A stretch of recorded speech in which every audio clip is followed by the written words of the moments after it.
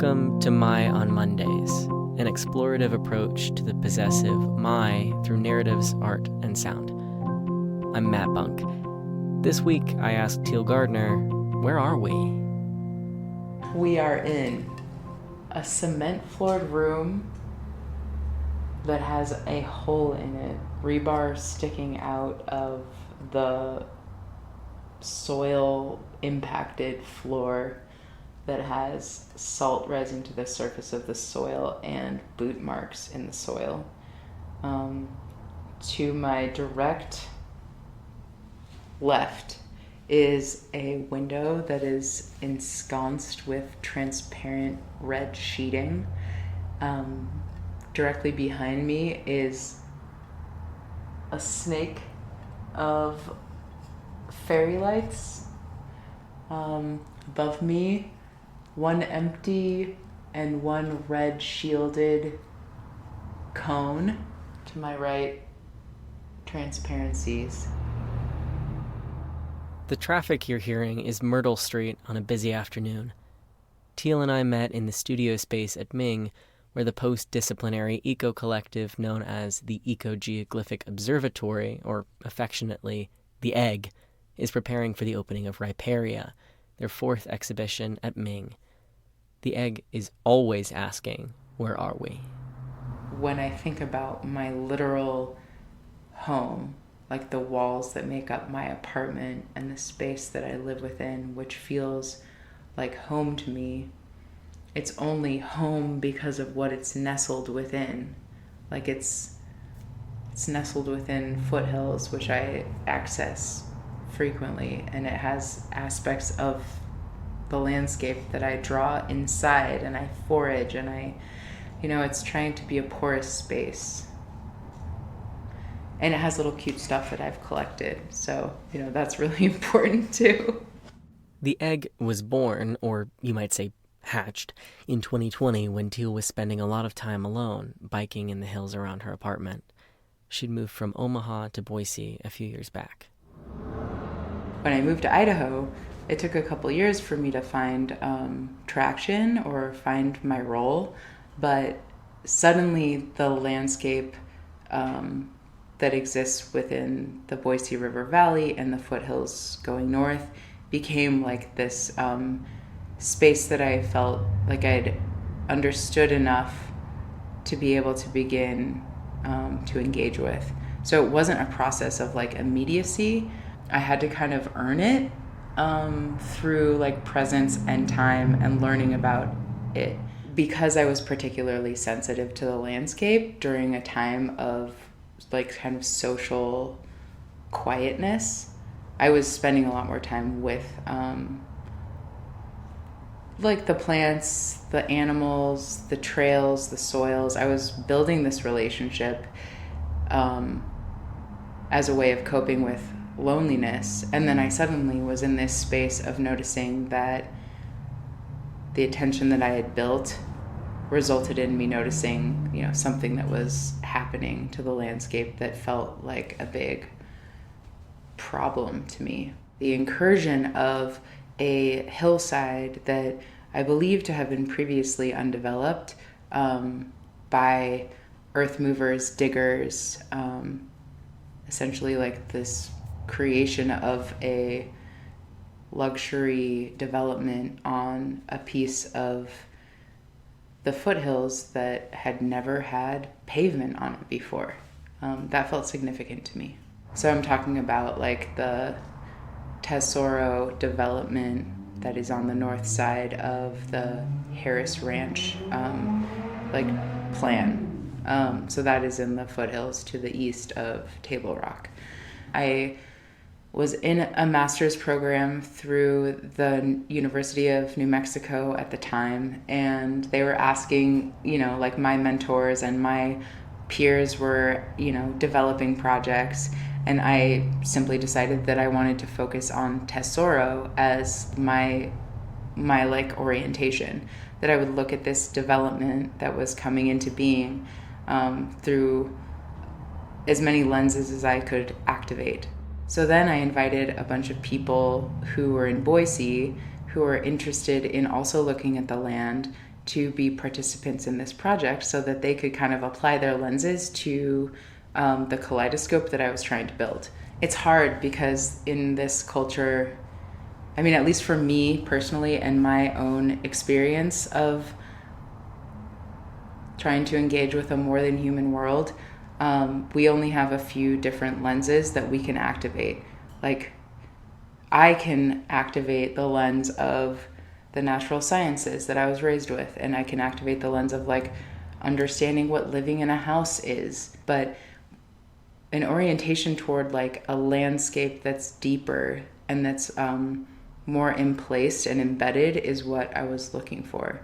And it's interesting because going at that through the lens of like development, kind of looking at it through the lens of destruction of that very space was the orientation that I ended up finding.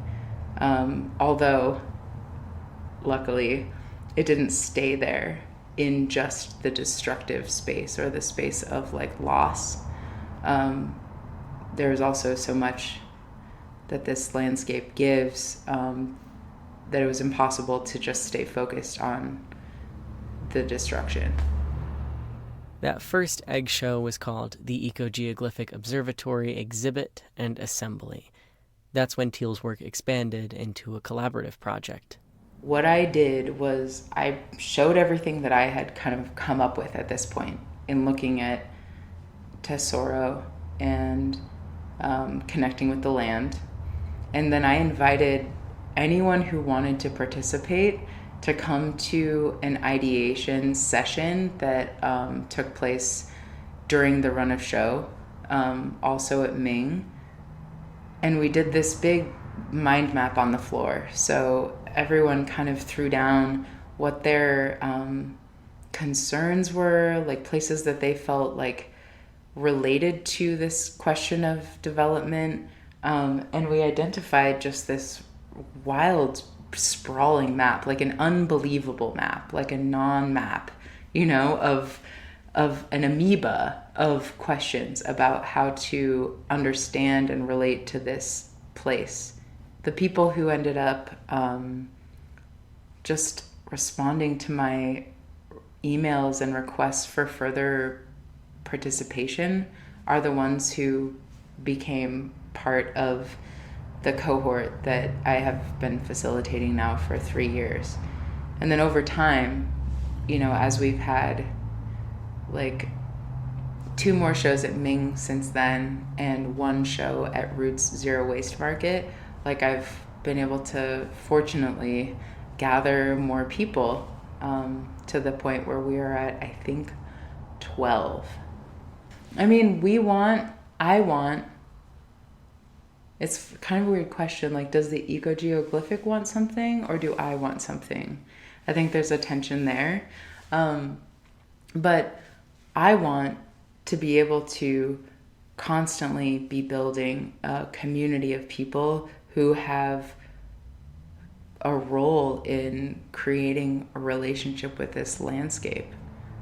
I don't care if you're a hydrologist or a biologist or a land manager or you own a mine. Like, I want every single person who comes into contact with this project to have the chance to become more alive to the living world that they're within. And it's beautiful because everyone can do it. It's not a Teal thing.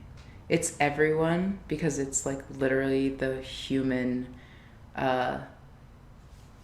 sensorial and like psychological apparatus is built to be in full engagement with the natural world because that is how we are evolved for spiritual and like structural survival.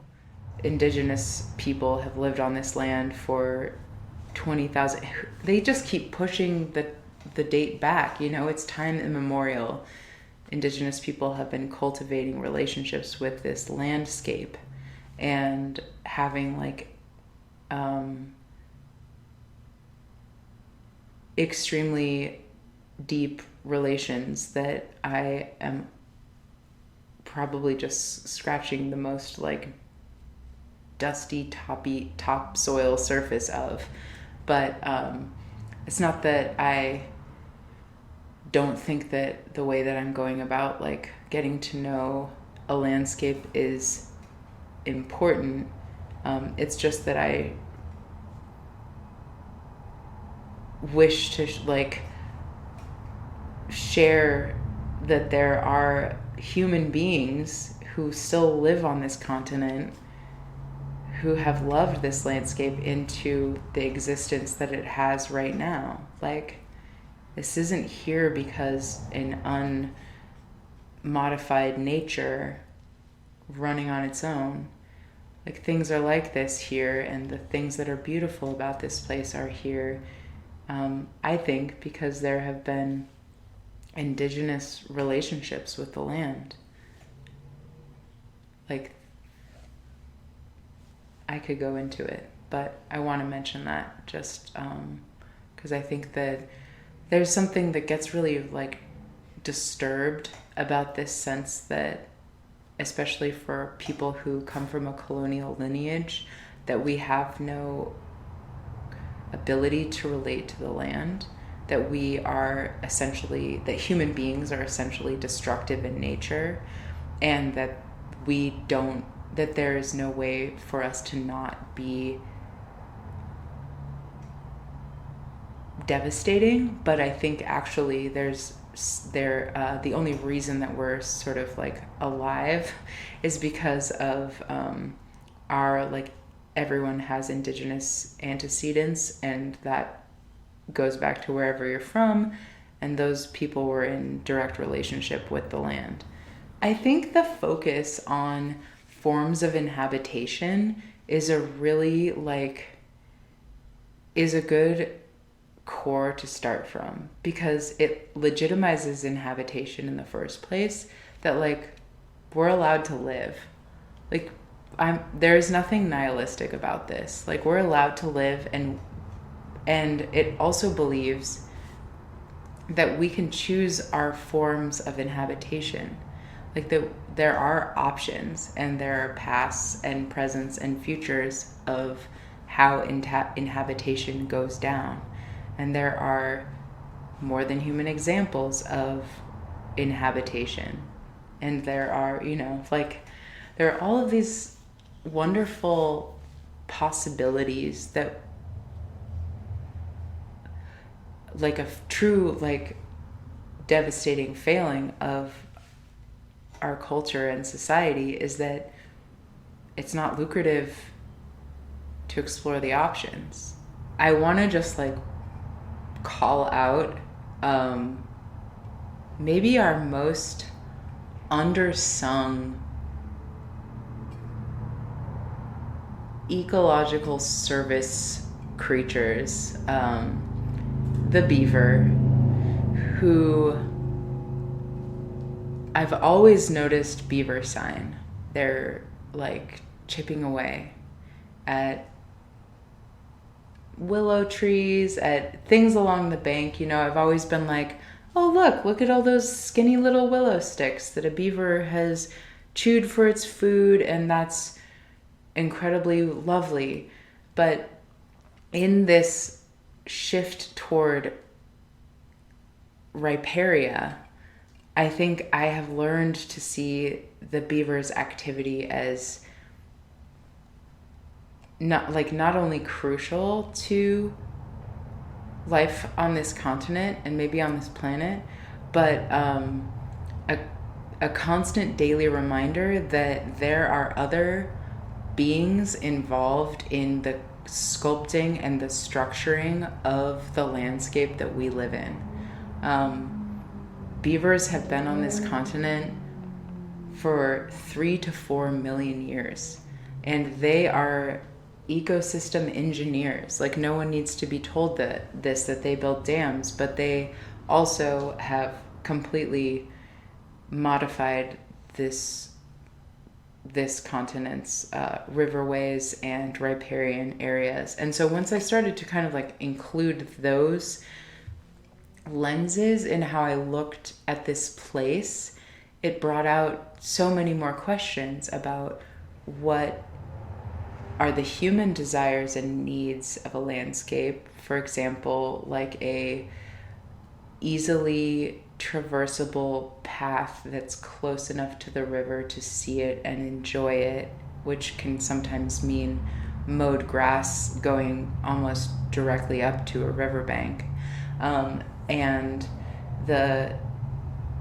desires of the natural system to function correctly, which means, in this example, a wide, soggy, sodden, riparian area that is difficult to traverse and that floods intermittently and is coated in insects and has spiky sticks, and you can't ride your bicycle or your e-scooter, like there's this like critical tension between human desire and the life that the forms of inhabitation that the culture that I have been raised within takes on, and the forms of inhabitation done by more than human beings that are maintenance structures for the health of the planet.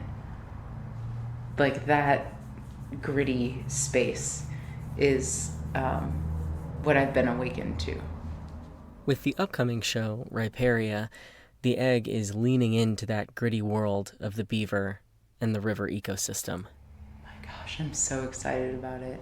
I'm going to paint a picture really quick. So RIPARIA is a layer.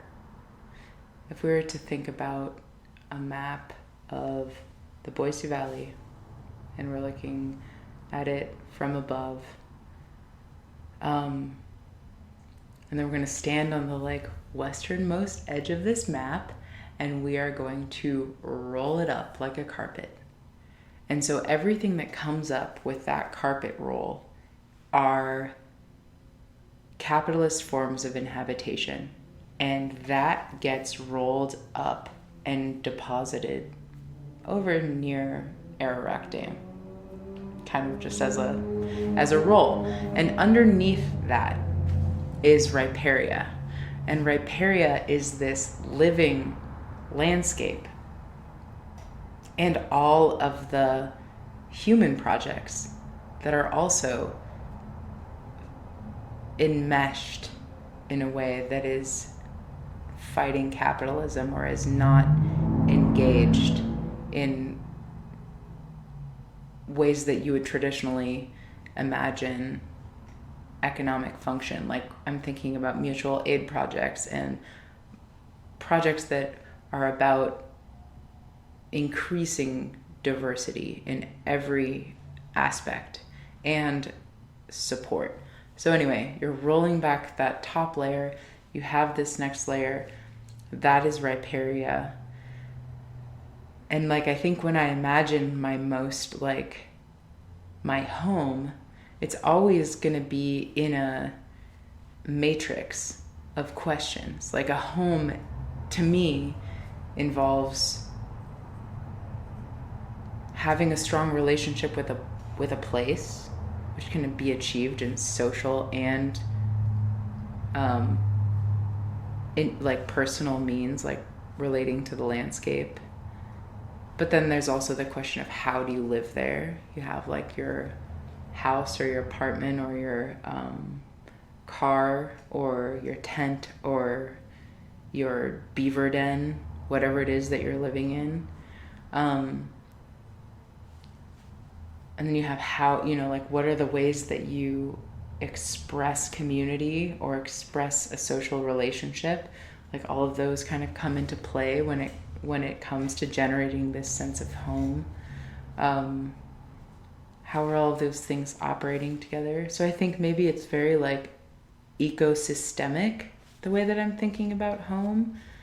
But I'm also thinking in this like let's project what we want. And I am saying we, like the Ecogeoglyphic Observatory, like what do we want to draw out of this place that we are devoting to live in and requiring things from and giving things back to. Like are we able to be at home here? And that is at odds with so many of the factors that are in the rug that I rolled away in the first image. Truly just looking at the world through the lens of a wetland environment, of riparian environments, has totally changed how I see a place that I thought I was seeing clearly, you know? Now I'm seeing so much more beaver activity than I ever have before. Like, it has completely, like, lit me up. And I want that to be this aspect of our work that is contagious and, you know, absolutely like a rash of wonder on everyone's skin. Like, they can't get away from it. You know? Itch you awake in the night, all this wonderment that you're feeling. Yeah, I mean, I think building wonder is maybe the, like, first stage to building love. Like, for an environment, for people, you know, for anybody, any personhood, it's a gift.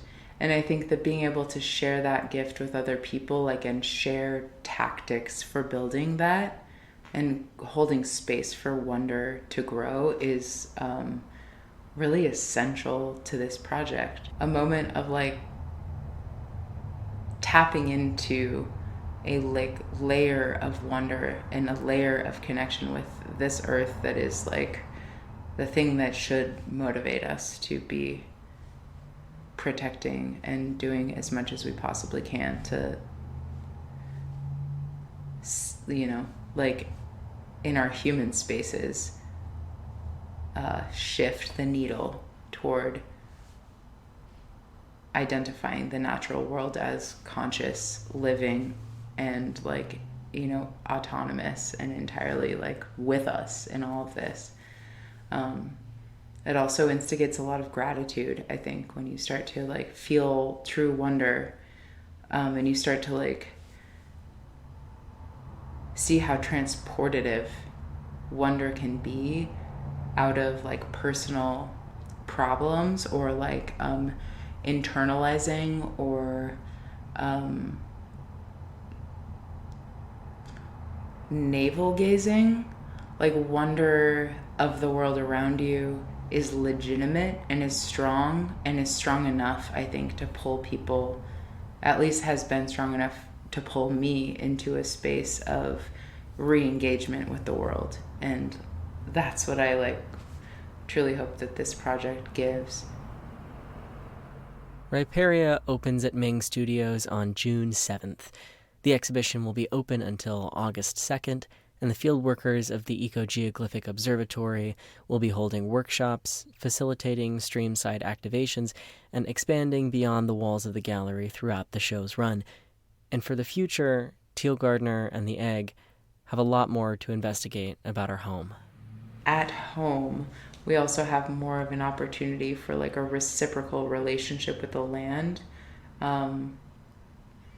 Because a home has to be located somewhere, and it has to be sitting on the physical ground, even if that's, you know, a couple stories high in a building. Like, there's ground that's associated with it.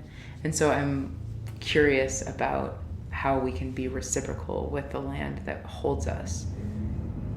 And that gets really tough if you live in a 4-story, 8-story, 12-story apartment, and outside of your door is cement ground. How do you find reciprocity with land there? I think that's a hard question. I'm not quite sure.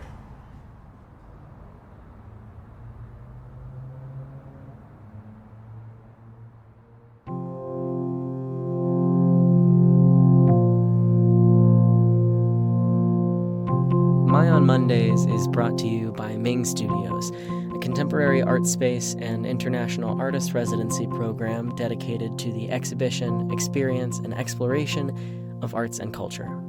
Along with exhibiting artists from around the world, Ming also serves the community by hosting innovative programs including performances, workshops, screenings, readings, artist talks, and other cultural activities. For more information, or if you'd like to participate in My on Mondays, you can visit our website at mingstudios.org. We'll be back next Monday.